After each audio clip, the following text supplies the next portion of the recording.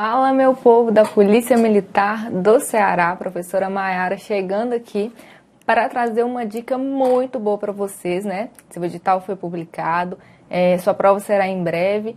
Então, nós resolvemos fazer esse vídeo, né, gravando questões aí da FGV, né, a Fundação Getúlio Vargas, que é a sua banca, tá? Eu trouxe questões de processo penal que já foram cobradas aí pela FGV em outros concursos, tá? Então, assim, nós pegamos questões pertinentes, né, às matérias que estão sendo cobradas aí no seu edital. E vai ser uma ótima forma de você ver como está a sua preparação, né, em que você precisa melhorar. E na medida do possível, eu tentei trazer os temas que são mais prováveis de serem cobrados na sua prova, tá certo? Pessoal, olha só, antes de mais nada, se você ficar com alguma dúvida, tá? Você pode me procurar aí através do Instagram, meu Instagram Maiara OSD. Nós temos também aqui, ó, os canais do Vale Concursos, tá? Olha, nós temos o Instagram, o Facebook e o YouTube. Não deixem de se inscrever no nosso canal, ative o sininho para você ficar sempre por dentro aí de todas as dicas. Nós temos muito conteúdo bacana para você que está se preparando aí, né? Está angariando uma aprovação no mundo aí dos concursos públicos, tá? Nós sabemos que não é fácil, a vida de concurseiro, ela requer disciplina, ela requer abdicações, mas, né, quando você alcança, quando você chega lá, todo o esforço vale a pena. Então, desde preguiça, tá? Eu sempre falo, gente, processo penal, a lei seca é super importante. Vocês verão aí, né, nas questões que eu trouxe, o quanto as bancas exploram, tá?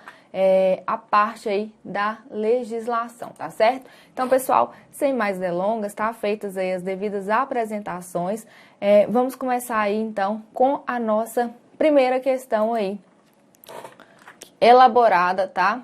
Pela FGV. Então, vamos lá. Olha só, aqui eu trouxe, tá? O edital, né, de vocês, olha só, o que a banca está cobrando. A aplicação da lei processual no tempo, no espaço e em relação às pessoas, disposições preliminares do Código de Processo Penal, o queridinho, né, de todos os certames aí, quando nós falamos em processo penal, é o inquérito policial, né, isso aqui você precisa ter aí na ponta da língua, tá? Ação penal, prisão também é muito importante, as espécies de prisão que nós temos aí no nosso ordenamento jurídico.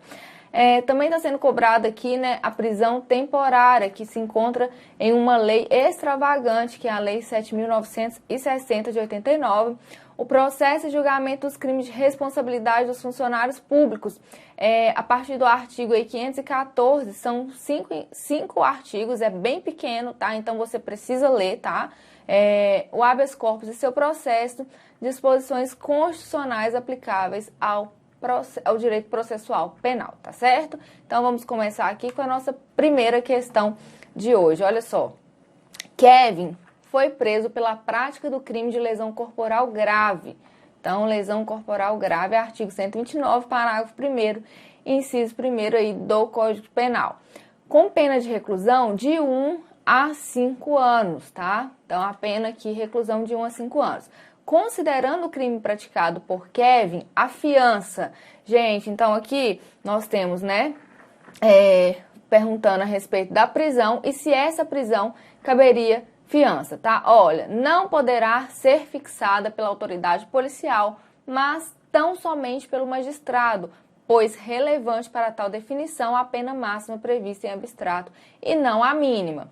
Poderá ser fixado pela autoridade policial em razão da pena mínima combinada ao delito praticado.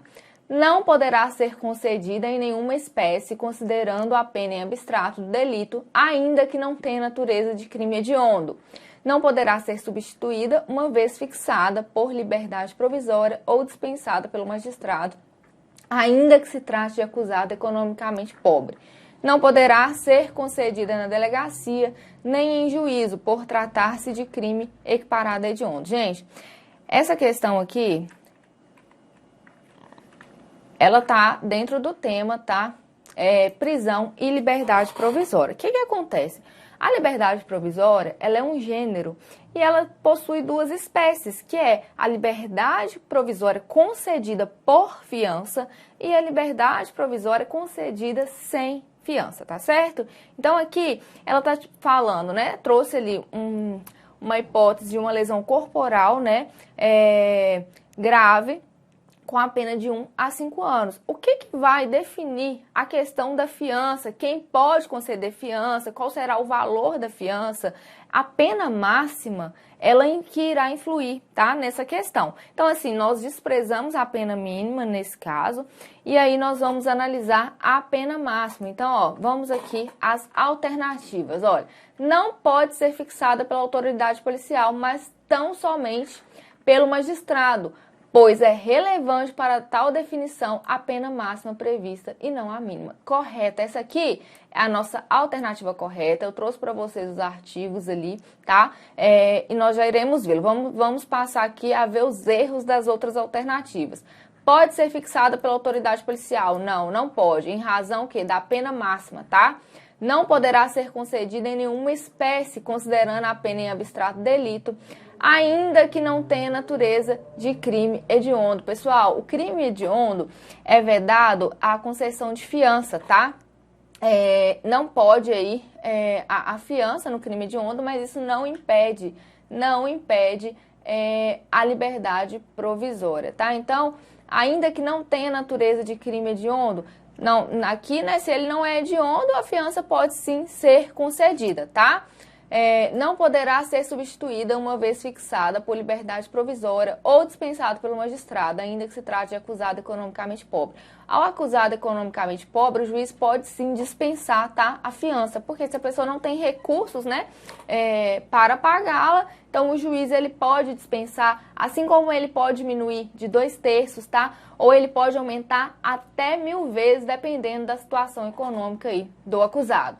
Não poderá ser concedida na delegacia nem em juízo, por tratar-se de crime equiparado a hediondo. Não, a lesão corporal grave não é crime equiparado a hediondo, então está incorreta. Nossa alternativa correta, letra A, e aí nós temos, ó, a autoridade policial somente poderá conceder fiança nos casos de infração cuja pena privativa de liberdade máxima não seja o quê? Superior a 4 anos, tá? E aqui, ó, a nossa pena é o quê?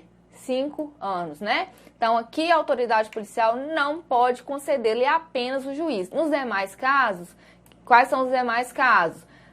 Pena privativa de liberdade máxima superior a 4 anos. Nesses casos, a fiança será requerida ao juiz, que vai decidir em 48 horas, tá certo? E assim, nós passamos para a próxima questão aí, de número 2, ó. No curso de investigação policial, após a colheita dos elementos de informação, foi apurado que Robson praticou o crime de homicídio contra Marcelo. Então, aqui nós temos o quê? Um crime de homicídio.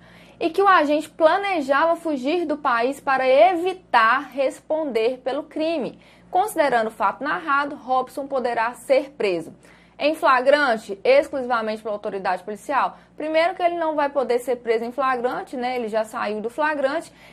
E aqui, a pessoa que encontra-se em flagrante, ela pode ser presa por qualquer do povo, tá? Não apenas aí pela autoridade policial, conforme o artigo 301, tá? Em flagrante pela autoridade policial ou por qualquer do povo. Pessoal, aqui ele não está mais em flagrante, tá?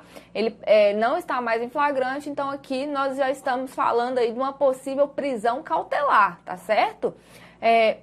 Ele pode ser preso preventivamente por ordem da autoridade judiciária competente, que, contudo, não pode decidir de ofício. Perfeito! Sabe por que cabe prisão preventiva aqui? Porque ele está planejando fugir do país. Então, a prisão preventiva seria cabível para o quê? Para garantir a aplicação da lei penal.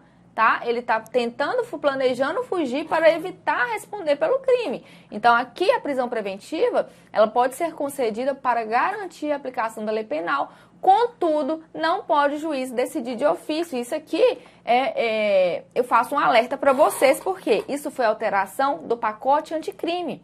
até o pacote anticrime, as mudanças trazidas por ele, o juiz poderia decretar a preventiva de ofício quando nós estivéssemos na fase do processo.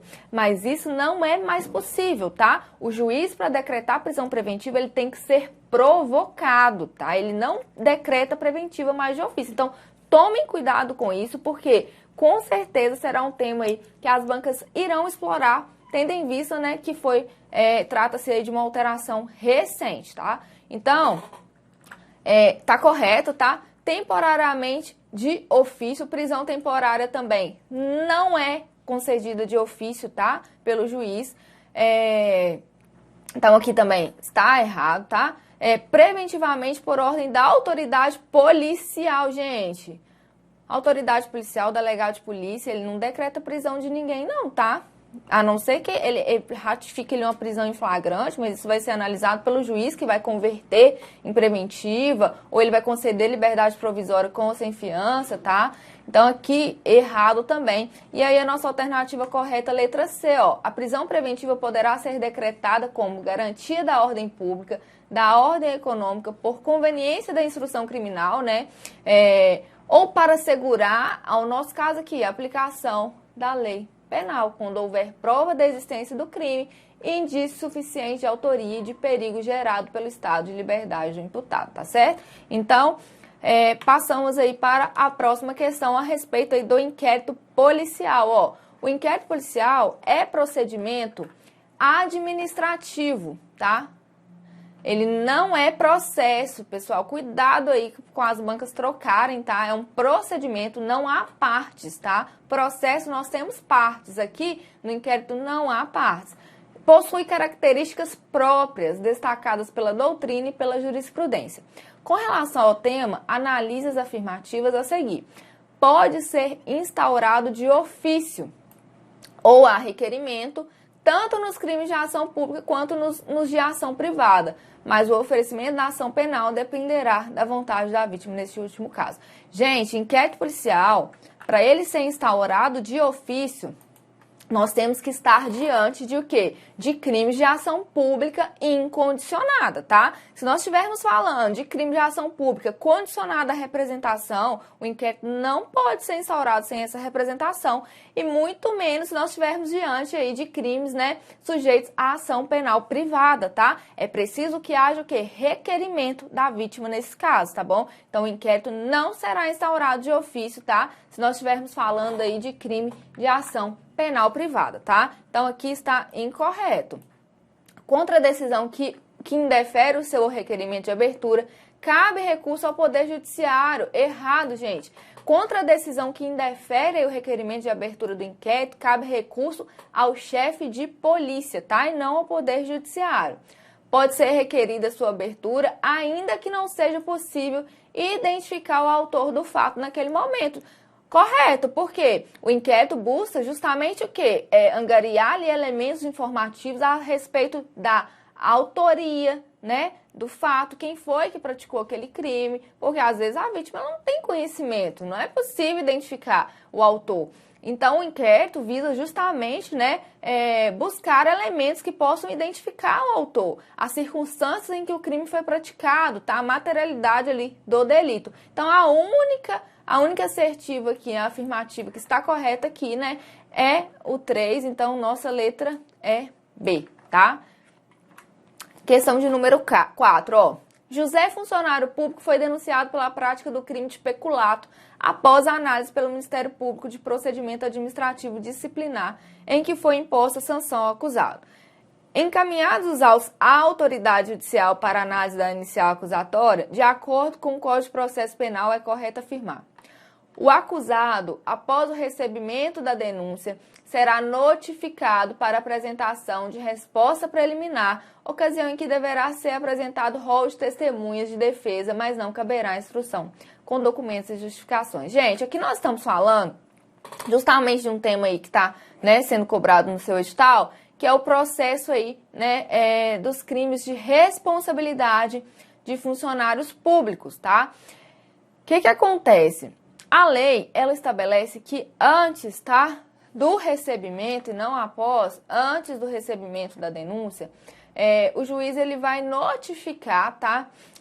Esse acusado, né, para que forneça uma resposta preliminar. E nessa ocasião, ele pode apresentar rol de testemunhas, ele pode instruir, tá, essa resposta com documentos, com justificações, tá certo? Então, leiam aí do artigo 514 ao 518, que trata sobre esse procedimento aí, tá, de julgamento dos crimes de responsabilidade dos funcionários públicos. Então, aqui está incorreto, ó.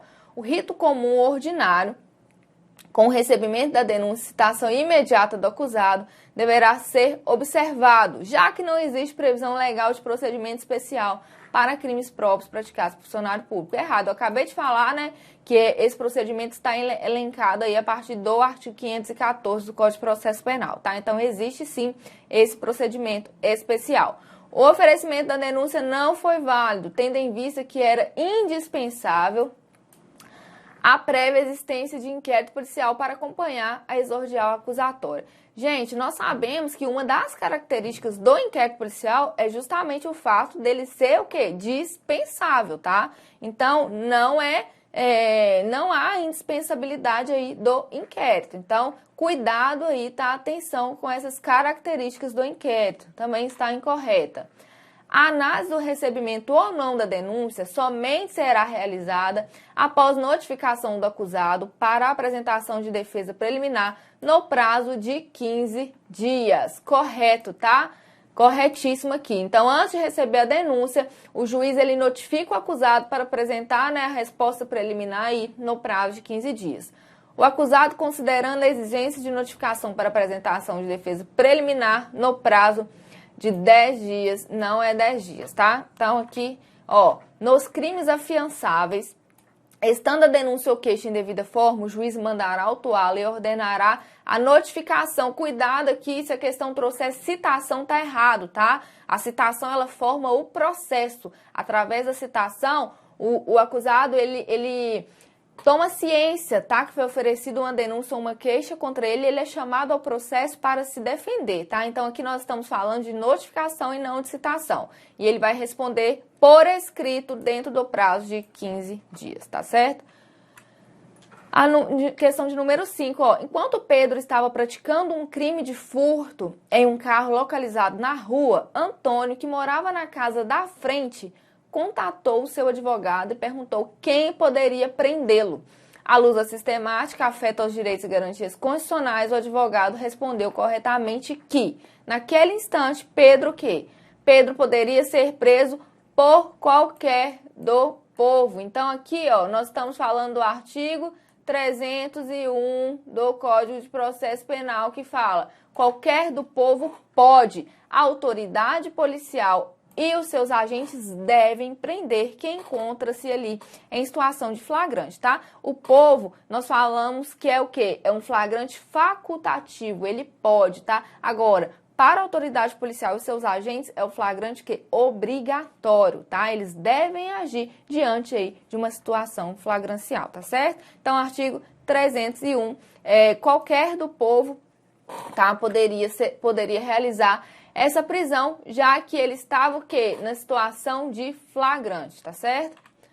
Ó, qualquer do povo poderá, as autoridades policiais e os seus agentes deverão prender quem quer que seja encontrado em flagrante delito.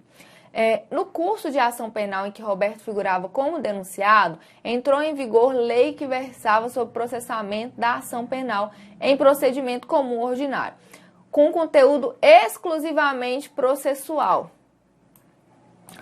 prejudicial ao réu. O técnico judiciário, no momento de auxiliar no processamento do feito, deverá aplicar a lei processual penal em vigor na época dos fatos, em virtude do princípio da irretroatividade da lei mais gravosa, não admitindo no Código de Processo Penal interpretação extensiva ou analógica da lei processual. Vamos analisar as outras, depois eu volto fazendo os apontamentos, tá? Lei processual penal em vigor na época dos fatos, em virtude do princípio da irretroatividade da lei mais gravosa, admitindo no Código de Processo Penal interpretação extensiva, mas não aplicação analógica da lei processual. Lei processual penal em vigor na época dos fatos, né? Em virtude do princípio da irretroatividade da lei mais gravosa, admitindo o Código de Processo Penal interpretação extensiva e aplicação analógica da lei processual. Nova lei processual penal, ainda que desfavorável ao réu. Então, nova lei, ainda que desfavorável, respeitando-se os atos já praticados, admitindo o Código de Processo Penal interpretação extensiva, mas não aplicação analógica. Nova lei processual, ainda que desfavorável, respeitando-se os atos já praticados, admitindo o Código de Processo Penal a interpretação extensiva e aplicação analógica da lei processual penal. Pessoal, olha só, aqui vocês devem tomar cuidado. Por quê? No direito penal, você aprende que o quê? A lei não retroage salvo para beneficiar o réu, né? Então, assim, se o indivíduo pratica um crime hoje e amanhã surge uma lei nova punindo aquele crime de forma mais grave, essa lei não irá retroagir para alcançá-lo. Ele vai responder conforme, né, a lei do tempo que ele praticou o crime, tá certo? Só que no processo penal, essa irretroatividade prejudicial, ela não é aplicada, tá? Nós trabalhamos no processo penal com a teoria do isolamento dos atos processuais. Então, se uma lei processual tem que ser conteúdo exclusivamente processual, conforme a sua questão trouxe. Se essa lei nova, tá, ela prejudicar o réu, ela vai ser aplicada. Ela só não será aplicada para os atos processuais que já foram praticados, tá? Então, assim, a partir do momento que ela entra em vigor, ela já produz, já alcança, inclusive, fatos passados. Então, não há no direito processual penal a irretroatividade, tá? Da lei processual prejudicial, tá? Então, aqui, a nossa alternativa correta é qual? Ó, é a letra E, porque além da lei nova ser aplicada, ainda que ela seja desfavorável, ela vai respeitar os atos que já foram praticados durante o processo e o Código Penal também admite interpretação extensiva e aplicação analógica de lei processual, tá? E olha aqui, ó, a lei processual penal aplicar-se-á desde logo. É o princípio da imediatidade aí da lei processual penal, tá? Sem prejuízo da validade dos atos realizados sobre a vigência da lei anterior. Então, os atos que já foram realizados sobre a vigência da lei anterior serão, né, respeitados. E a lei processual penal admitirá a interpretação extensiva, a aplicação analógica e o suplemento aí dos princípios gerais de direito, tá? Então, aí, a nossa alternativa correta aqui é a letra E. Ó, Guilherme Nutt define a ação penal como o direito do Estado à acusação ou da vítima ingressar em juízo solicitando a prestação jurisdicional representada pela aplicação das normas de direito penal ao caso concreto. Tradicionalmente, a doutrina classifica as ações penais como públicas e privadas, que possuem diferentes tratamentos a partir da sua natureza. Assim, de acordo com as previsões do Código de Processo Penal e da doutrina, são aplicáveis as ações penais de natureza privada. Quais são os princípios aplicados a ações, né, penais de natureza privada? Então, nós temos aqui conveniência, indisponibilidade e indivisibilidade. Conveniência, sim. A indisponibilidade, não. O que é indisponibilidade? O fato da... essa indisponibilidade, ela é aplicada lá na ação penal pública, tá? Em que o Ministério Público não pode desistir da ação. Nós também falamos em indisponibilidade dentro do inquérito policial, quando nós vemos que o quê? Que a autoridade policial, né, o delegado de polícia, não pode arquivar os autos do inquérito, tá? A indivisibilidade, sim, tá? Ela é um dos princípios, porque a vítima, se nós estivermos falando aí de casos de coautoria, né, em que há mais de um autor, a vítima não pode oferecer queixa apenas contra um. Ela não pode escolher prestar queixa contra A e não processar o B, tá? Porque se ela fizer isso, ela vai estar renunciando ao seu direito de queixa em relação a B e a renúncia ela se estende a todos os demais autores, tá? A conveniência é um dos princípios, sim, porque a vítima, né, na ação penal privada, ela decide se ela quer ou não iniciar a persecução penal aí conforme a sua oportunidade de conveniência, tá? A indisponibilidade nós já vimos que não e a divisibilidade também não tá? A oportunidade, sim. A disponibilidade, ok. E a indivisibilidade? A disponibilidade é justamente o contrário, né? A vítima, ela pode, após iniciado o processo aí, desistir da ação. E uma das formas que ela utiliza para isso é o quê? É o perdão, tá? O perdão da vítima, ele tem que ser aceito pelo querelado. E quando ele é aceito, ele extingue aí a punibilidade, tá? Então, aqui é a nossa alternativa correta, oportunidade correta, disponibilidade correta, divisibilidade não, obrigatoriedade não, porque ela inicia a persecução penal se ela quiser, disponibilidade correta e divisibilidade correta. Então, letra C aqui, nossa alternativa correta. Ó, o inquérito policial é tradicionalmente conceituado como um procedimento administrativo prévio, que visa a apuração de uma infração penal e sua autoria, a fim de que o titular da ação penal possa ingressar em juízo. Sobre suas principais características, é correto afirmar que a prova da materialidade e indício de autoria são necessários para a propositura da ação penal. Logo, uma das características do inquérito é sua indispensabilidade. Não, gente, se o Ministério Público possui elementos ali suficientes para ingressar, né, com a ação penal, o inquérito será o quê? Dispensável, tá?